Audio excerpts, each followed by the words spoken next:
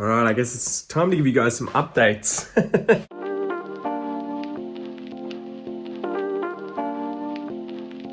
Well, firstly, you can probably see the beard's gone.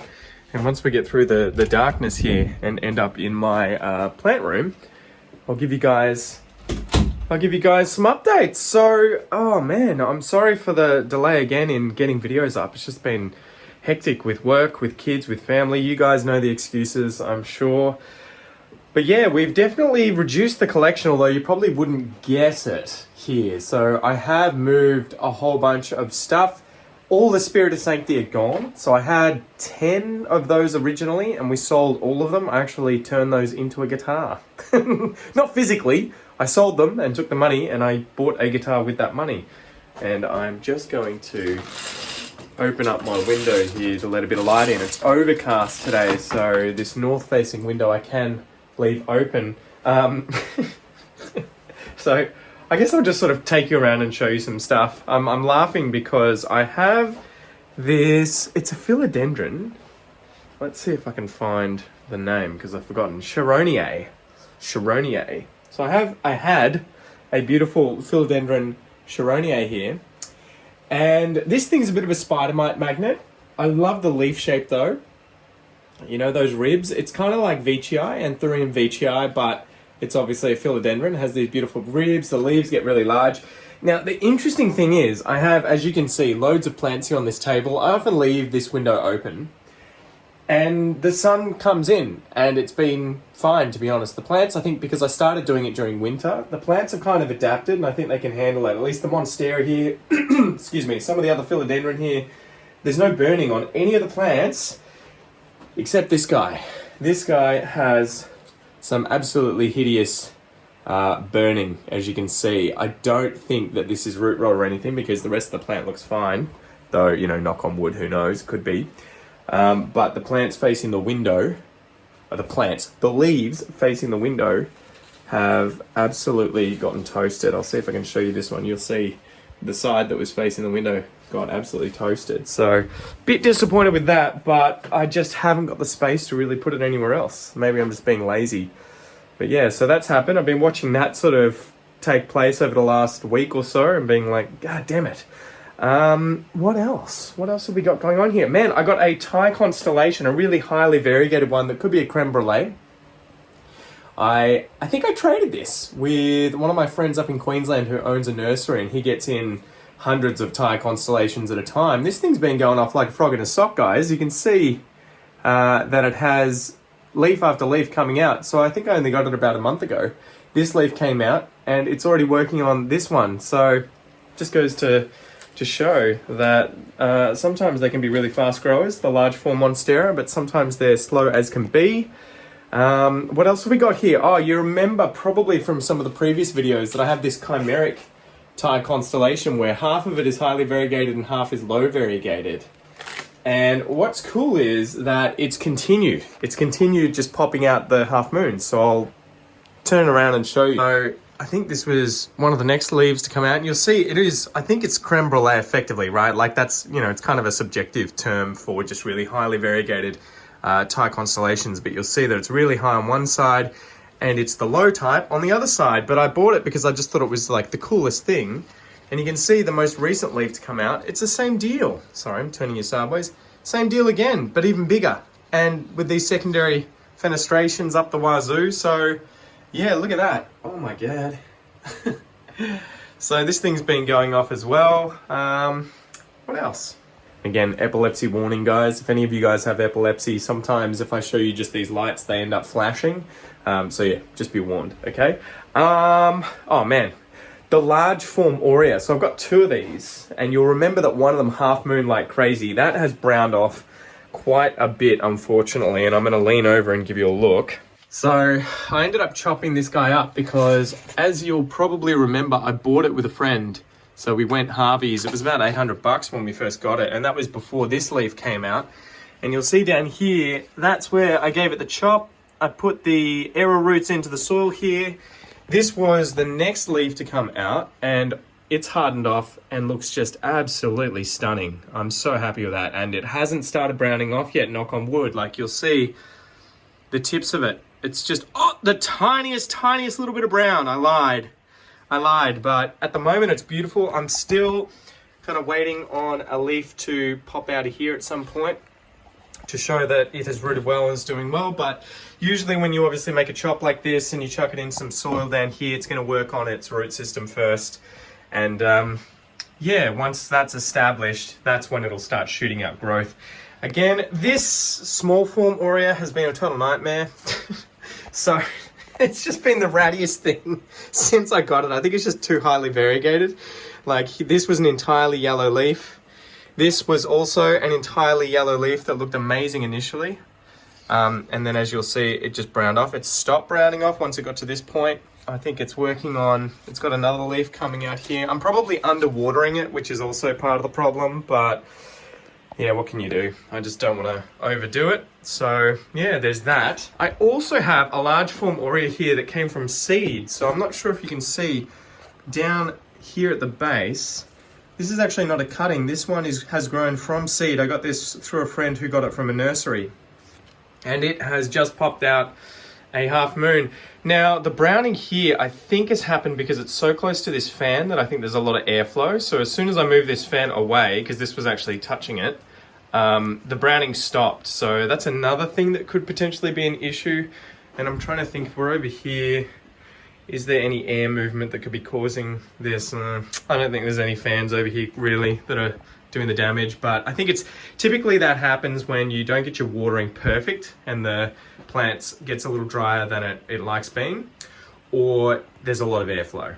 So yeah, really pumped about this one. I'm not sure if I'll chop it up or just keep growing it, but yeah, it's pretty cool to see a large form Monstera aurea intact from seed that has just grown that way and hasn't been chopped up, propagated, anything like that. So yeah, it's just kind of cool, right? Because it's obviously spontaneously happened again, just in this one individual.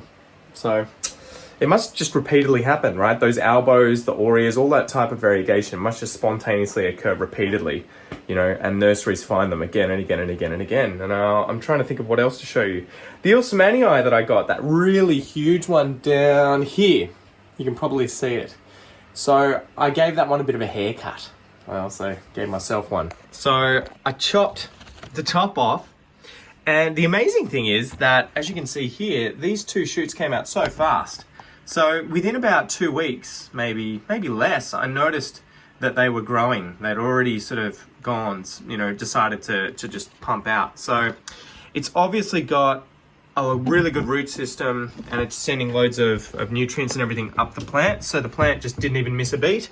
The only thing I'm worried about is the level of variegation in the new growth. So that was why I chopped it. As you'll see, the variegation was kind of high, lower down, and then it started kind of going green like this and like that. And then there were about 3 more leaves, I think above, maybe 2 or 3. And it was actually sizing up really fast. It was like that thick. And they were just full green leaves. So I decided to chop it, and I've given it to a friend. So he's got it at his store at the moment, and is, yeah, just gonna hopefully grow it out and see if there's more variegation. But you'll see, this is what you want, right? That pink variegation that you'll see in there, right? This creamy, kind of like lime creamy variegation with the pink in there as well. You want loads and loads and loads of that. It's really hard to get and maintain, right? Like this leaf here doesn't have any of the pink or the really lime kind of variegation happening. Maybe a little bit of the lime stuff happening up here, but this one is to die for. If it just had another, maybe, I don't know, 30% more variegation on it, it'd be great. Here's another example. This is my other ilsemanii here, and you'll just see how variable they are, right? The amount of variegation that comes out. Here's like a half moon. This one's missing, you know, most of the leaf doesn't have variegation on it. This one's got a whole ton of it on there. The red is kind of up the top towards the, what's it called again? I've forgotten. The, where the petiole meets the leaf. Down here, there was way more variegation, right? These were just absolutely stunning when I got it. It spat out some other leaves, but it's sort of gone greener more recently. This has happened because I've planted it in soil. I took it out of semi-hydro. It was in leca, but yeah, it was just getting too big, and I'm like, you know what? I'm gonna put it in soil. So yeah, I think that was sort of a bit of shock, but that one's growing too. I'll probably chop that up eventually. I think we sold loads of the albos, so I ended up chopping up all of my Monstera albos. You'll see, I'm trying to give you a good example. There's one back here, back at the back there. This is the best example, I'll show you this. So you can see here, and again, forgive the messy yard out there, don't look. But I've actually got, what have I got? 1, 2, 3, 4, 5, at least 5 plants in the same pot. And they've since shot out growth points, right? So this one has 1, 2 growth points. There's a growth point here. There's a shoot back here. There's a shoot here. There's a new one popping out up here. So I've done that to try and save space. I just chopped up the plant. Anything that didn't have aerial roots, I propagated it and then have planted up and sold. And these ones I've just let keep growing. And I will use this just as like a mother plant with about six plants in it. But yeah, they all kind of look like this at the moment. So again, sorry about the flashing. All of these propagations. So there's albos down there. There's another one down here. You'll see another one in here. The growth that comes out of them can be variable. Like you'll see this one's kind of low variegation. But the original leaf is really white. And so that just tends to happen based on the amount of variegation over the axillary bud. Right? It's just a bit of a crapshoot. Then we have Anthurium seedlings. So I ended up pollinating this guy. I think this is a Dresleriae cross dark forgetii complex. So I crossed this with this girl over here, this bolate dark forgetii. This one has seen better days. I don't know what is going on, but it is just shooting out so many new growth points here, as well as flowers. So seems to be loving life, but it's just ratty as, right? Like all these different leaves that are coming out. Originally, they were getting attacked by spider mites loads, even though I'd keep spraying them down. But yeah, this stuff, I tell you what, if you're in Australia, get this stuff from hydroponic stores. It kills all types of spider mites. So I was having trouble where the stuff I was getting from Bunnings, there'd be like the white type and the red type of spider mites, and the insecticide would usually work on one of them but not the other. So I would always have them just sort of coming back. Anyway, so this thing's been flowering like crazy, and I pollinated this guy with this girl, I guess. Although I guess you've got both genders in the flowers or the inflorescences. And I'm going to probably do it again because you can see that there is some of that nectar sort of coming out here, showing that it is fertile. But yeah, so that one's ready to go. I've done that again. Well, it's ready to go. You know what I mean. It's going to grow seeds. But the seedlings, I sold a bunch of the seeds. Some of you guys may have even bought them. And the rest of them I planted up in jiffy pellets like this after I germinated them. And you'll see there are loads of these white ones. So I'm sort of curious to see what the hell is going to happen, because I've got probably 24 of them that are white. So there's a whole bunch in here. I also have a whole bunch in here as well. You'll see more white ones. And then also a whole bunch in here. And you can see again, white ones. So look at that, these albos. I don't know if they're albo or mints. So I'm expecting them all to die. But if they don't, cool. Guess we'll just see what happens. And then besides that, again, bloody flashing, loads and loads of these Anthurium seedlings that I bought the seeds online and then have just been growing them out for the last, I don't know, 6 months or so. And yeah, there've been some really, really pretty ones. This one is like really nice chocolatey brown, as is this one over here.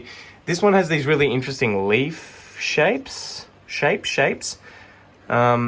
It's kind of like triangular, so I'm interested to see how these come out. They're various hybrids. But yeah, that's where we're at with those. I don't have many El Chocos left. This is the biggest one that I've got, and I'll probably keep it for myself. But yeah, these are propagations. This tends to be the bin with things going out or things that are listed online for sale. So I've got a bunch of these listed at the moment. We've got heaps of stuff up here as well that needs to go. All sorts of things in here. Again, God, sorry about the flashing, guys. It drives me nuts. It must be the frame rate on the camera and the lights just overlap. So yeah, what have we got in here? We've got loads of, there's Red Anderson, there's El Guapo. I've got some Anthuriums as well in there, some of the Doriaki ones. There's some, what are they called again? Ring of Fire in there as well, growing away, and some Variegated Silver Sword. I sold a bunch of those recently, so that was cool. I've been chopping them up. They're such a weird plant, guys. Like, the variegation just spontaneously disappears and then pops up again in the silver sword. I haven't noticed it do that in other plants. I think it's probably got to do with the way in which the variegation sort of sorts itself out in the cell structure within the stem. And so, you know, it moves away from the growth point, and then it'll suddenly sort of move its way back over that growth point again and then pop out. Because the mother plant from that one that I just showed you up here, it was like green leaf, green leaf, green leaf, and then boom, really variegated leaf, and then green leaf, and I was just like, what is going on?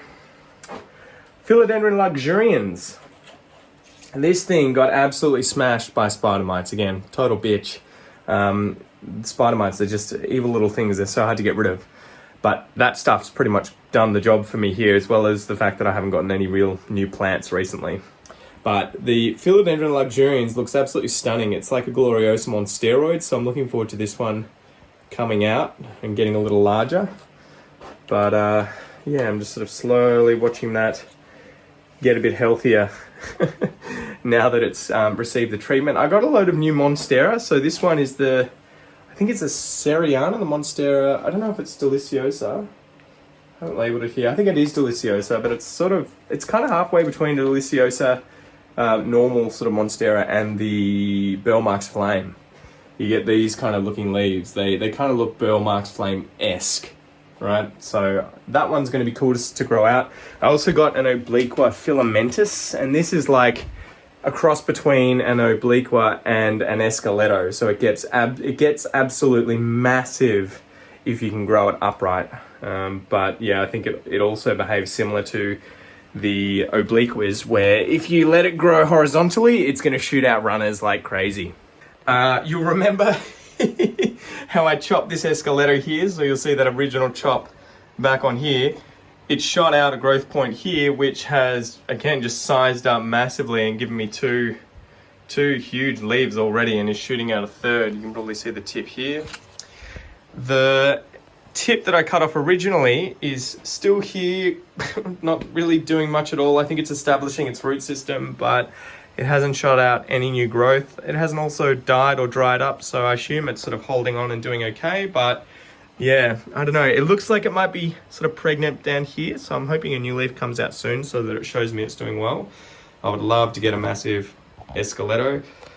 But yeah, I don't know what else to show you guys. There's just loads of propagations going on. Loads of Monstera aurea and albos up here and in these shelves down here. I've sold a bunch of these. Where are they? These guys. This is a Florida mint. As you can probably see here, it's sort of cross between a Florida beauty. It's a beauty mint, sorry.